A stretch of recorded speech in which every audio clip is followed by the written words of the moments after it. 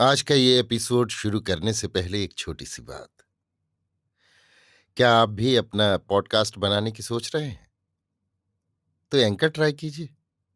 ये पॉडकास्ट बनाने का सबसे आसान तरीका है। नंबर एक, ये फ्री है। नंबर दो, इसमें कई सारे ऐसे टूल्स हैं जो आपको अपने फोन और कंप्यूटर पर रिकॉर्ड और एडिट करने की फैसिलिटी देते हैं। नंबर तीन, आप अपने पॉडकास्ट को डिस्ट्रीब्यूट भी कर सकते हैं, जिससे इसे स्पॉटिफाई और दूसरे प्लेटफॉर्म पर सुना जा सके। तो डाउनलोड कीजिए फ्री एंकर ऐप या विजिट कीजिए anchor.fm पर अपना पॉडकास्ट स्टार्ट करने के लिए। ये तो थी एक छोटी सी जानकारी, और अब शुरू करते हैं एपिसोड का सिलसिला। तो आज के एपिसोड में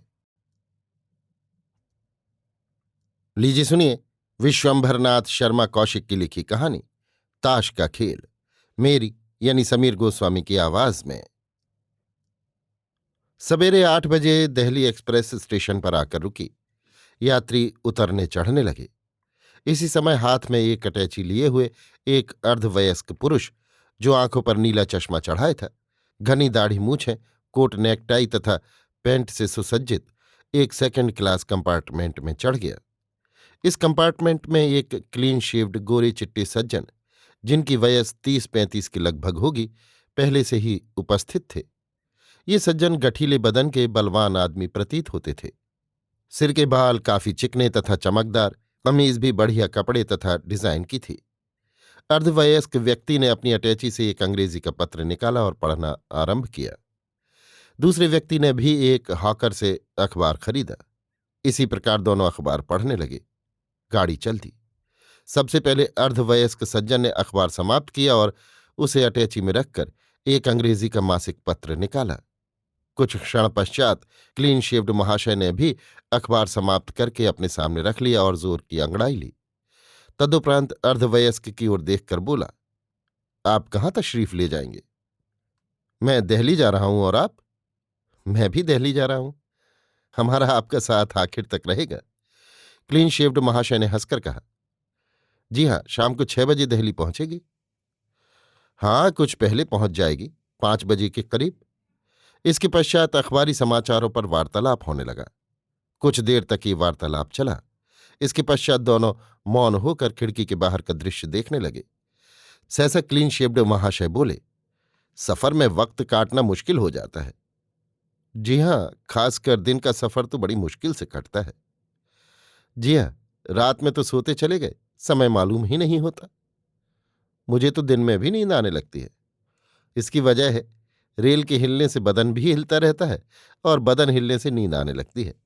आपने देखा होगा कि बच्चों को सुलाने के लिए गोद में लेकर या पालने में झुलाया जाता है। ऐसा करने से बच्चा सो जाता है। बच्चे के सो जाने की वजह बदन का हिलना ही होता है। बिल्कुल ठीक, आपने साइंटिफिक बात कही। मैंने साइंस की भी स्टडी की है। खूब, बड़ा इंटरेस्टिंग सब्जेक्ट है। जी हाँ, साइंस से सब बात की असलियत मालूम हो जाती है। मेरा भी इरादा साइंस लेने का था, मगर मैं मैथमेटिक्स में कमजोर था, इसलिए साइंस न ले सका। साइंस में मैथमेटिक्स बहुत है। जी हाँ, मैथमेटिक्स खुद ही साइंस है, इसमें क्या शक है। दोनों पुनः मौन होकर बाहर की ओर देखने लगे। थोड़ी देर पश्चात गाड़ी एक स्टेशन पर रुकी। गाड़ी के रुकते ही दो अन्य महाशय कंपार्टमेंट में आ गए। इन दोनों ने बीच वाले बर्थ पर आसन जमाया। इनके पास भी अधिक सामान न था, केवल एक एक अटैची केस था। कुछ देर ये दोनों परस्पर इधर उधर की बातें करते रहे। इसके पश्चात एक बोला, ताश निकालो, किसी तरह समय तो कटे। दूसरे ने अटैची खोलकर एक पैकेट ताश निकाला और उसे फेंटते हुए दूसरे से पूछा, क्या खेलोगे, चानस? हाँ, 2 आदमियों में और क्या हो सकता है। अच्छी बात है। ये कहकर उसने पत्ते बांटे और खेल आरंभ हुआ। क्लीन शेव्ड महाशय खेल में दिलचस्पी लेने लगे। अर्धवयस्क सज्जन अर्धशयनावस्था में आंखें बंद किए लेटे थे। खेल होता रहा। इतने में इटावा स्टेशन आ गया। ताश अलग रखकर एक बोला, यहां पूरियां लेना चाहिए, अच्छी होती हैं। हाँ, इटावा की पूरियां मशहूर हैं।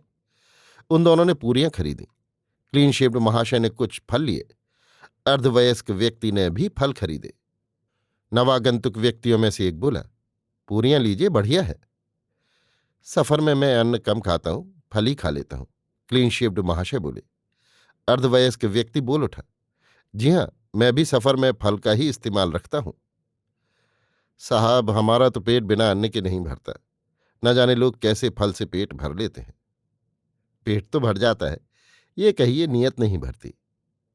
जी हाँ, भोजन के बाद जो एक पेट भरने तथा तृप्त होने का अनुभव होता है, वो फल खाने से नहीं होता। ये अंतर है। वैसे पेट तो फलों से भी भर ही जाता है। इसके बाद दोनों पूरियां खाने में जुट गए। शेष दोनों फल खाने लगे। खा पी चुकने के बाद नवागंतुक ने अपनी जेब से पानों का डिब्बा निकाला। उसमें से 2 पान उन्होंने पहले क्लीन शेव्ड महाशय को दिए। तदुपरांत अर्धवयस्क सज्जन की ओर 2 पान बढ़ाए। अर्धवयस्क सज्जन ने क्षमा मांगते हुए कहा, मैं पान नहीं खाता। बिल्कुल। जी, पान खाने से मुंह में छाले पड़ जाते हैं। ये कहकर उसने अपना सिगरेट केस निकाला और उसमें से एक सिगरेट सुलगाकर केस जेब में रख लिया। उन तीनों व्यक्तियों ने भी अपने अपने केस निकालकर सिगरेट सुलगाई। उन दोनों में से एक बोला, ताश बांटूं? 2 आदमियों में लुत्फ नहीं आता। 4 आदमी हो तो ब्रिज खेला जाए। क्लीन शेव्ड सज्जन बोल उठे, ब्रिज तो मैं भी खेल सकता हूं। वाह वाह, तब तो बड़ी सुंदर बात है। आप ब्रिज खेलेंगे? अर्धवयस्क सज्जन से प्रश्न किया गया। जी हां, खेल लूंगा। फिर क्या है, पार्टी बन गई। मगर ब्रिज में बिना दांव के लुत्फ ना आएगा। हाँ, ये बात तो है। आपको दांव से खेलने में कोई ऑब्जेक्शन तो नहीं है? जी नहीं, ब्रिज तो दांव का खेल ही है। अरे वाह, तब तो काम बन गया। आइए, इधर आ जाइए। अर्धवयस्क सज्जन क्लीन शेव्ड महाशय के पास आ बैठे। एक नवागंतुक क्लीन शेव्ड महाशय का पार्टनर बन गया, दूसरा अर्धवयस्क सज्जन का। खेल आरंभ हुआ। पत्ते बांटते हुए सहसा क्लीन शेव्ड महाशय बोल उठे, दांव तो रख लीजिए। 4 आना पॉइंट क्यों साहब? अंतिम वाक्य अर्धवयस्क सज्जन से कहा गया। जैसा आप लोग ठीक समझे, मुझे कोई आपत्ति नहीं। क्लीन शेव्ड महाशय बोले, 8 आना रखो। 8 आना सही क्यों साहब? जैसा आप लोग ठीक समझे। अर्धवयस्क महोदय ने कहा। तो बस 8 आना पॉइंट ही रहा। इसके पश्चात खेल आरंभ हुआ। पहला रबर समाप्त हुआ। यद्यपि रबर अर्धवयस्क सज्जन तथा उनके पार्टनर का हुआ, परंतु फिर भी ये दोनों 20 पॉइंट से हारे, क्योंकि ये दोनों पहले बहुत डाउन दे चुके थे। दूसरा रबर क्लीन शेव्ड महाशय जीते। इस रबर में भी 15 पॉइंट से क्लीन शेव्ड तथा उनके पार्टनर महाशय जीते। तीसरा रबर अर्धवयस्क महाशय जीते। इसमें इनकी 3 पॉइंट की जीत रही। इसी प्रकार 3 घंटे तक खेल चलता रहा। 3 घंटे पश्चात अर्धवयस्क महाशय तथा उनका पार्टनर 100 पॉइंट की हार में हो गए।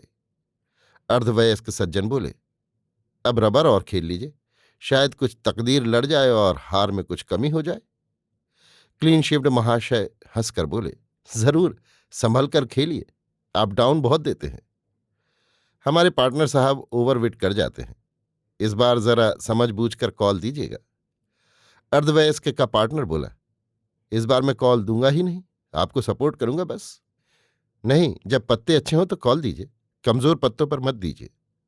खेल आरंभ हुआ। 1 घंटे में ये रबर भी समाप्त हो गया। इस रबर में भी अर्धवयस्क सज्जन 12 पॉइंट से हारे। इस समय गाजियाबाद स्टेशन आ गया। अर्धवयस्क सज्जन बोले, अब रखिए, दिल्ली आ रहा है। आज भाग्य खराब है, जीत नहीं सकते। कुल कितने पॉइंट से हारे? 112 पॉइंट से, यानी 56 रुपये। जी हां, तो आधे आप दें, आधे में। अर्धवयस्क ने अपने साझी से कहा। जी हां, ये कहकर उसने अपना पर्स निकाला और 28 रुपये निकालकर दे दिए। अर्धवयस्क सज्जन अपनी बर्थ पर आ गए और उन्होंने अपना अटैची केस खोला। सहसा इन तीनों के कान में आवाज आई, हैंड्स अप। तीनों ने अर्धवयस्क की ओर देखा। उसके हाथ में एक पिस्तौल था, जिसकी नली इन तीनों की ओर थी। तीनों ने घबराकर अपने हाथ उठा लिए। ट्रेन शाहदरा स्टेशन पर पहुंच रही थी। अर्धवयस्क सज्जन बोले, मैं आप लोगों की तलाश में बहुत दिन से था। भोले भाले और ब्रिज के शौकीन खिलाड़ियों को आप तीनों मिलकर खूब लूटते हैं। मेरे पार्टनर साहब जानबूझकर ओवरविट करते थे और खेलते भी खराब थे। क्यों साहब? 3 नो ट्रम्प्स पर 4 स्पेड का कॉल, वो भी सिर्फ 4 पत्तों पर, जिसका इक्का भी आपके पास नहीं। इसी समय शाहदरा स्टेशन पर गाड़ी रुकी। अर्धवयस्क ने दाढ़ी मूछ उतार ली। अब वो भी क्लीन शेव्ड व्यक्ति हो गया। उसने खिड़की से झांककर प्लेटफॉर्म पर खड़े हुए कांस्टेबल को पुकारा। उसके आने पर उसने कहा, 3 आदमियों को गिरफ्तार करना है, जल्दी करो। हाँ, आप लोग उतरिए। तीनों चुपचाप गाड़ी के बाहर आ गए। उनके प्लेटफॉर्म पर उतरते ही पुलिस ने उन्हें हिरासत में ले लिया। सब इंस्पेक्टर बोला, खूब पकड़ा इंस्पेक्टर साहब, बहुत दिनों में फंसे हैं। दूसरे दिन अखबारों में समाचार छपा, सीआईडी इंस्पेक्टर ने ठगों के एक दल को गिरफ्तार किया है। कहा जाता है कि ये दल ताश के खेल में मुसाफिरों को ठगने का व्यवसाय किया करता था। अभी आप सुन रहे थे विश्वंभरनाथ शर्मा कौशिक की लिखी कहानी ताश का खेल, मेरी यानी समीर गोस्वामी की आवाज में।